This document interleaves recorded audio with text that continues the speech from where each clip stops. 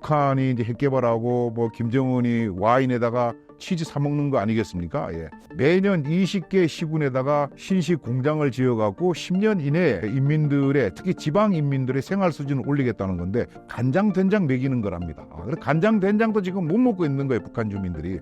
그게 진짜 최근에 충격적인 뉴스를 저도 이제 봤는데 6월 2일인가요? 그때 이제 그 함흥 어느 고등학교에서 남학생 3명하고 여학생 3명이 마약을 복용하고 이제 해갖고 이제 걸렸다는 거죠. 그 목욕탕을 통째로 세를 내갖고 이제 했다는 거예요. 야, 이 북한이 진짜 마약이 많이 돌아다니는 건 알고 있었지만은 진짜 갈 때까지 갔구나 하는 이제 생각을 한 겁니다.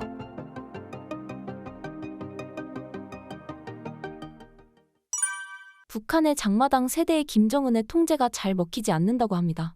현재 북한 사회의 분위기는 어떤가요? 최근에 이제 정부에서 북한 인권 관련돼 갖고 계속해서 이제 발표를 하고 있는데 북한 인권에 대해서 이제 우리가 많은 관심을 가져야 되죠. 북한이 미국에게 바라는 가장 큰 거는 뭡니까? 수교를 목적으로 하는 거예요, 사실은. 야, 우리 국가로 인정해줘라, 이거 아니겠습니까? 그런데 미국이 북한하고 수교 안 하는 가장 큰 이유가 뭐예요? 저는 핵보다도 북한의 인권이 문제라는 것이죠. 미국은 인권을 제대로 다루지 않는 나라하고는 수교를 안 한다 이 말이죠. 다 단교해버리지 않습니까? 그런 측면에서 우리가 북한 인권에 대해 관심을 많이 가져야 되는데 주기적으로 정부 연구기관에서 북한 인권에 대해서 이제 계속 매년 자료를 발표하고 그러다가 지난 정부에서 이제 북한 인권에 대해서 발표를 못하게 하고 그 다음에 뭐 다른 데도 막 줄이고 이렇게 했었는데 북한의 인권이라는 것은 우리가 상상하는 것보다가 더 나쁜 그걸 생각하면은 북한의 인권 현상이라고 이제 보시면 될 것 같고 현재 북한 내에는 젊은 사람들은 말을 안 듣는다는 것이죠. 우리가 장마당 세대라 그러는 이것 때문에 지금 김정은이가 골머리 앓고 있는 거 아닙니까? 장마당 세대가 뭡니까? 1990년대 중반 이후에 나타났던 고난의 행군 시대 그 시기에 태어났거나 그 전에 어린이여갖고 그 시기에 성장한 사람들이에요. 그 사람들은 내가 태어났는데 북조선으로부터 혜택받은 게 아무것도 없다. 그전에는 뭐 배급도 주고 했는데 나는 배급받은 것도 없다는 것이죠. 그러면 살면서 북중 국경선을 통해 갖고 여러 가지 자료를 받아서 같이 보고 그러니까 남한이라는 나라가 거지 나라가 아니라 진짜 잘 살고 있는 나라고 다른 나라들은 진짜 자유롭게 살고 있구나 하는 것을 인식을 했어요. 그런 상태에서 북한 김정은이가 아무리 딜에 짜도 야 네가 나한테 해준 게 뭐 있냐 없지 않느냐. 그래서 나는 내가 살아가겠다는 것이죠. 내가 살고 싶은 대로 살겠다. 재밌게 즐겁게 살겠다는 것이 지금 북한 젊은이들의 생각이거든요. 그것 때문에 김정은이가 지금 남북 교류를 다 지금 끊게 됐다고 이제 보는 것이 맞다고 봅니다. 그만큼 이제 내부가 지금 흔들리고 있는 거예요. 거기에다가 북한에는 지금 경제가 아닌 것이죠. 장기간 동안 유엔 제재를 받다 보니까 무역이 안 되잖아요. 무역이 안 되니까 기껏 외화벌이 하는 게 뭡니까? 북한이 우리보다가 월등하게 잘 갖고 있는 사이버 그걸로 해서 해킹하고 뭐 코인 탈취하고 해갖고 지금 북한이 이제 핵 개발하고 뭐 김정은이 와인에다가 치즈 사 먹는 거 아니겠습니까? 이제 그런데 북한 주민들 생활은 아주 열악하기 이를 데 없다. 올 1월 달에 김정은이가 이런 이야기를 했어요. 우리 북한 경제가 안 좋다. 특히 수도인 평양하고 지방에 있는 인민들하고 생활 수준 차이가 너무 많이 난다. 내가 이를 어여삐 여겨서 지방에다가 현대식 공장을 지어갖고 소위 이제 20 곱하기 10 정책이라는 것을 펼쳐서 앞으로 10년 이내에 지방에 있는 인민들의 초보 물질 생활 수준을 확 올리겠다. 이제 이렇게 이야기를 한 거예요. 그 얘기인즉슨 매년 20개 시군에다가 신식 공장을 지어갖고 10년 이내에 인민들의 특히 지방 인민들의 생활 수준을 올리겠다는 건데 도대체 초보적 물질 생활이 뭔가 몰라갖고 탈북민들한테 여쭤보니까 그게 간장 된장 먹이는 거랍니다. 그래서 간장 된장도 지금 못 먹고 있는 거예요, 북한 주민들이. 그것 때문에 북한 주민들이 막 들썩들썩하고 난리를 치니까 김정은이가 이제 그렇게 이야기를 한 거라는 거죠. 그래서 경제적으로도 그렇고 그 다음에 이념적으로도 북한이 지금 제 상태가 아니다. 이렇게 저거는 판단을 하고 있고 상당히 좀 위험한 수준까지도 갈 수 있다. 이렇게 봅니다. 또 한편으로 북한 사회에서 마약 문제가 극심하다고 들었습니다. 북한 마약의 실태는 어떤가요? 그게 진짜 최근에 충격적인 뉴스를 저도 이제 봤는데 6월 2일인가요? 그때 이제 그 함흥 어느 고등학교에서 남학생 3명하고 여학생 3명이 마약을 복용하고 이제 해갖고 이제 걸렸다는 거죠. 그 목욕탕을 통째로 세를 내갖고 이제 했다는 거예요. 야, 이 북한이 진짜 마약이 많이 돌아다니는 건 알고 있었지만은 진짜 갈 때까지 갔구나 하는 이제 생각을 한 겁니다. 작년인가요? 우리 정부에서 이제 마약과의 전쟁을 선포했을 때 지금 현재 야당의 국회의원, 그때도 야당의 국회의원이었던 모 의원이 그 마약이 몇 년 사이에 5배밖에 안 늘었는데 뭘 그걸 갖고 난리치냐고 얘기를 했어요. 어이가 없는 거죠. 지금 우리가 마약이 최근 몇 년 동안 5배가 늘어난 것이 그 마약이 어디서부터 왔느냐 추적하면 대부분 북한에서 왔다는 것이죠. 북한은 웬 마약이 그렇게 많은가? 잘 아시다시피 우리가 조선시대나 이때도 양귀비라는 게 키웠을 거 아닙니까? 그 아편 그거를 이제 어떤 응급약 같은 걸 갖고 있었고 북한은 지금 막 북조선 아니에요, 북조선. 그러니까 조선시대 삶을 살아가니까 의약품이 없다 보니까 아편 같은 것을 길러갖고 양귀비 같은 걸 길러갖고 아편을 이제 갖고 있는 거죠. 그래서 북한이 응급약으로 이제 그걸 쓰기도 했고, 그 다음에 이제 과거에 1970년대, 80년대 이때는 북한이 국가 차원에서 아편 공장을 만들었던 거죠. 양귀비 농장을 시도별로 하나씩 만들어갖고 관리를 했어요. 거기서 양귀비 해갖고 아편 만들어서 수출해서 그걸로 돈을 벌었다 이 말이죠. 그 다음에 그걸로 부족하니까 북한에도 그 일제강점기 때 만들어놨던 제약 공장들이 많았거든요. 거기에서 필로폰을 만드는 것이죠. 필로폰을 만들어갖고 그게 들어간 제조비 비해서 돈이 엄청나게 남으니까 그거를 이제 해외에다가 이제 밀수출을 많이 했던 거죠. 그렇게 하다가 이제 국제사회로부터 그게 문제가 돼갖고 대략 2000년대 중반쯤부터 북한이 이제 뭐 국가 차원에서 하는 건 안 했다고 그렇게 하는데 안 하다 보니까 그런 공장에 있던 필로폰 만드는 기술자들이 다 집에 가갖고 또 자기가 만들어서 이제 팔 거 아닙니까? 그러다 보니까 북한은 누가 이제 그런 얘기 하대요. 머리에 털난 사람은 다 마약을 해봤을 거라는 거죠.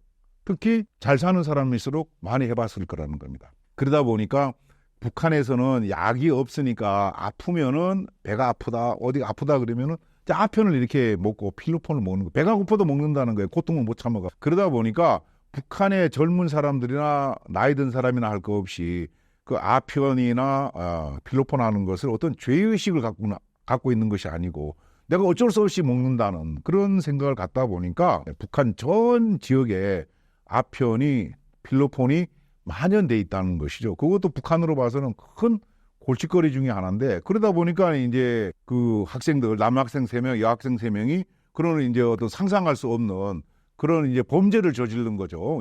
그래서 아마 이달 중에 어떤 뭐 공공장소에서 그것을 폭로하고 벌을 줄 것 같다고 이렇게 보도가 되고 있던데 북한은 아마 그런 어떤 마약 문제 때문에도 지금 엄청 골머리 앓고 있는 걸로 알고 있습니다. 북한의 실제 병력과 무기 수준은 어느 정도인가요? 실제로 위협이 될 정도인가요?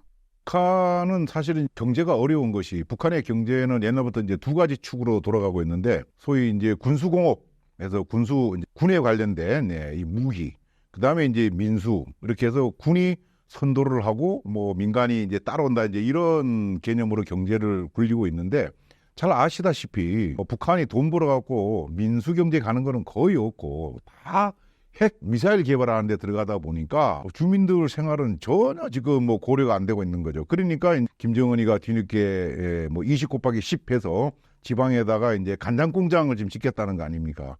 그 정도로 이제 어려운 상황인데 그 돈을 갖고 지금까지 대부분이 이제 핵 미사일 개발하는 데 이제 들어갔기 때문에 핵 미사일은 뭐 잘 아시다시피 이제 완성이 돼 갖고 우리한테 큰 위협이 돼 있는 거는 명약관화한 사실이죠. 반면에 이제 우리가 흔히 이야기하는 재래식 무기 측면에서 봤을 때는 북한이 최근에 와서 이제 거기다 좀 투자를 하고 있는 것 같은데 그 전까지는 거의 뭐 투자를 할 여력이 이제 없었겠죠. 그러다 보니까 재래식 무기는 뭐 우리가 뭐 익히 알려져 있는 것처럼 전체적인 숫자 면에서는 북한이 우리보다 월등히 앞서 있지만 어떤 질적인 면으로 따지고 들어가면은 우리가 월등히 낫다 이제 이런 거 아닙니까? 뭐 전차 같은 경우에 이제 우리가 뭐 한 2,000여 대, 북한이 뭐 4,000여 대가 있는데 북한의 전차는 대부분 이제 구식 오래된 전차들이고 우리 K1은 다 3.5세대 전차라고 하니까 여러 가지 어떤 포탄의 능력도 그렇지만은 뭐 방어 능력 이런 면에서도 우리가 이제 월등히 앞서 있다. 포 같은 경우에도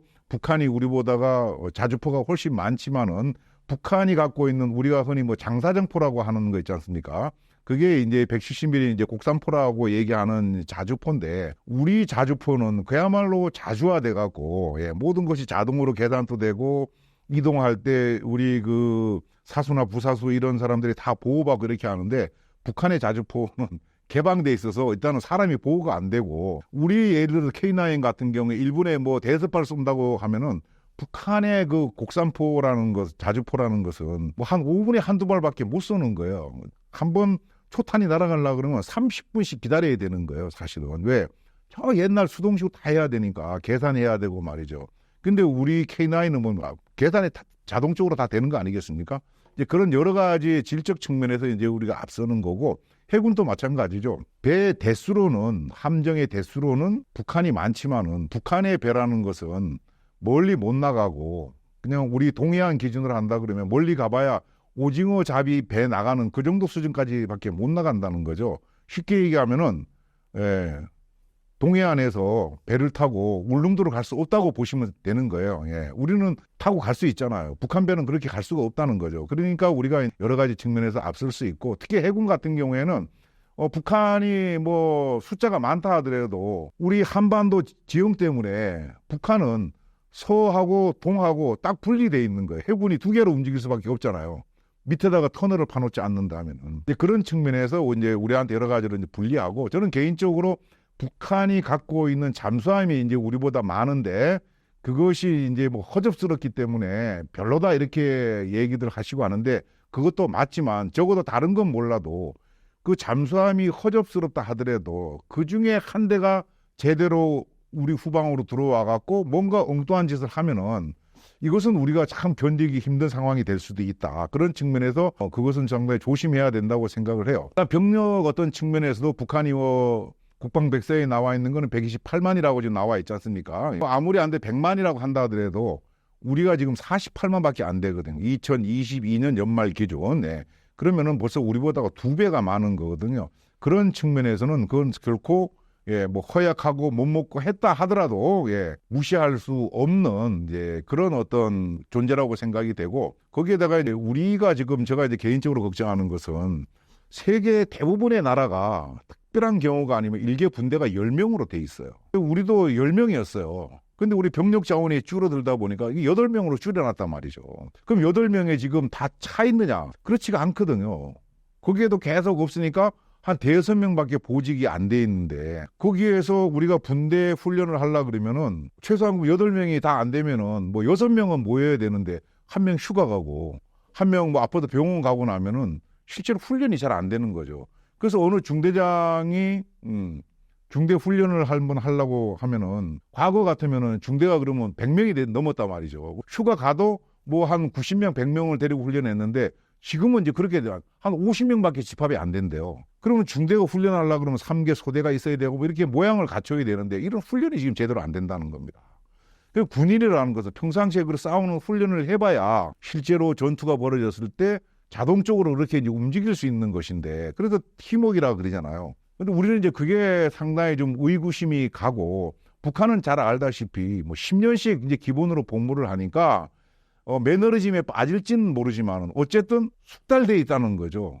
우리 옛날 30개월 이상 했던 예비역들이 한다고 마음 먹으면 딱 자세가 나왔듯이 북한이 아무리 못 먹고 비리비리 하다 하더라도 일단 전쟁이 나면은 숙달돼 있는 그리고 분대가 10명씩 딱딱딱 돼 있다 이 말이죠. 그런 어떤 측면에서 본다 그러면은 우리가 북한의 어떤 재래식 무기가 우리보다가 못하다 그래갖고 우리가 그러면 핵만 빼고 나면 우리가 완벽하게 이길 수 있을까? 무기 자체만 놓고 보면 우리가 앞서는 건 맞는데 그 무기를 써야 되는 것은 사람인데 사람까지 이렇게 집어넣고 그러면은 뭐 안 싸워봐서 정답은 모르지만은 상당히 우리의 어떤 모습이 점점 더 걱정이 돼가고 있다. 병력 자원은 앞으로 이제 더 줄어가다 보면은 그러면 분대를 8명 유지 못하면 또 7명으로 줄일 거 아니에요, 우리가. 그럼 이제 점점 우리는 싸우기가 힘든 그런 군대가 만들어지는 것이 아닌가 해서 그런 부분이 상당히 걱정이 되고 또 그 위에 앞에서도 말씀드렸던 간부들이 오지 않고 계속 나가고만 있으니까 과연 이 부대를 누가 지금 움직일 수 있는 것인가 이런 측면에서 우리가 무기만 놓고 남북한 간에 우리가 낫다 이렇게 하는 것은 앞으로 점점 더 힘들어질 것 같다. 이런 것을 우리 그 정치권에서 좀 많이 알고 대책을 수립했으면 좋겠다 하는 말씀을 사족을 달고 싶습니다. 신사임당 구독자분들께 하시고 싶으신 말씀은요? 지난번 제가 여기 처음 출연했을 때 많은 분들이 호응을 해주셔서 대단히 고맙게 생각을 하고 앞으로도 많은 관심과 응원을 부탁드리면서 무엇보다도 이 뜨거운 여름에 온몸을 불살러 갖고 우리를 안전하게 지키기 위해서 고생하고 있는 장병 여러분들께 힘찬 박수를 부탁드립니다. 고맙습니다.